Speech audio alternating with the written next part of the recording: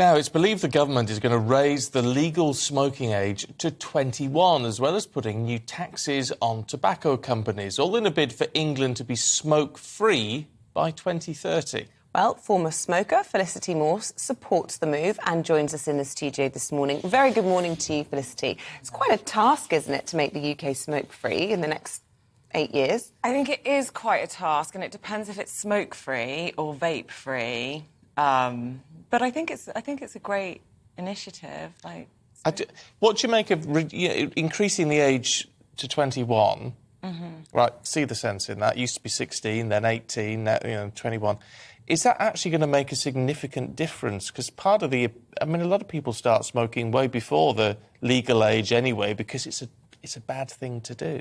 Right, so I started smoking at 14, right, and the smoking age was 16 when I started. I think it fundamentally misunderstands the nature of addictions at all, in that if you're addicted to something or if you want it enough, you'll find a way to get it. But it may stop people becoming addicted to smoking.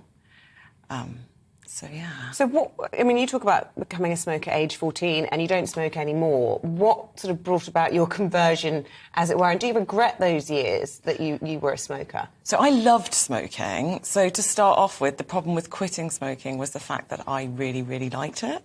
And then I was like, do you know what? I don't want to do this anymore. Why? Why did I love it? No, why did you not want to do it anymore if you loved it so much? Do you know what?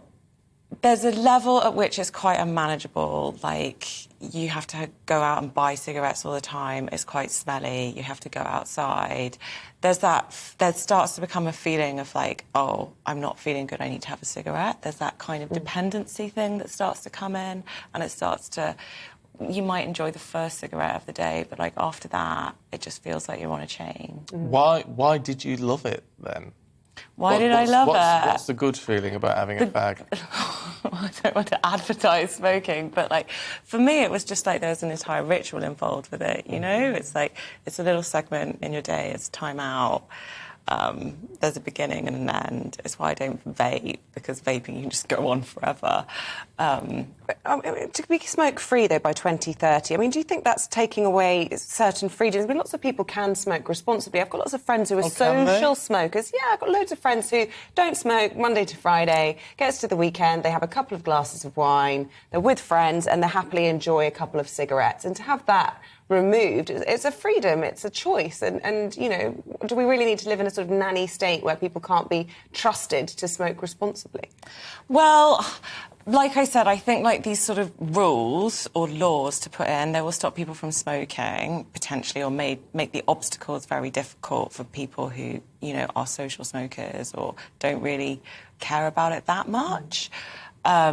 I think if people want to do something enough, they'll do it.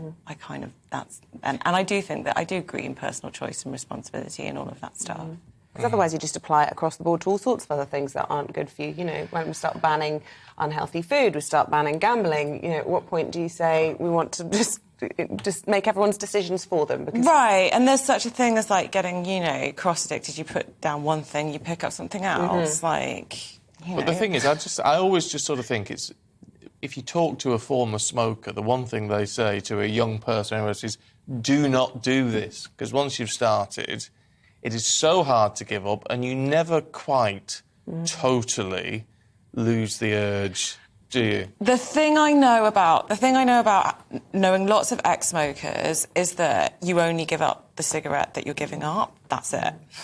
You can always pick back up. Yeah. Once you pick back up, you're right back on it. Yeah. That's what I know about smoking. I wonder if the deterrents have started to disappear away. I mean, for me, I never took up smoking because I grew up with a grandfather who was a chain smoker. And I know that he had a horrendous stroke, which was clearly linked to that habit. And he was always underweight, and he was always chained. It was always a bit smelly of cigarettes, and it was just the biggest turn-off as a kid.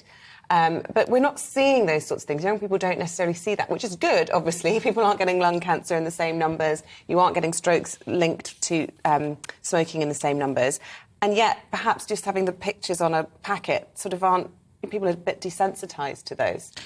Yeah, I think you can get very desensitised. I mean, I think one of the things smoking does is also I definitely used it to desensitise myself a little bit as well, right? It's like you feel a bit anxious, you have a cigarette, calm down. Now, whether that starts because you're addicted or whether it's already going, which is why you pick up the cigarette, that's open to, like, a lot of discussion. But, yeah, I do wonder, like, it will put in a social barrier, for sure. It will make it harder if you make it more expensive and you raise the age.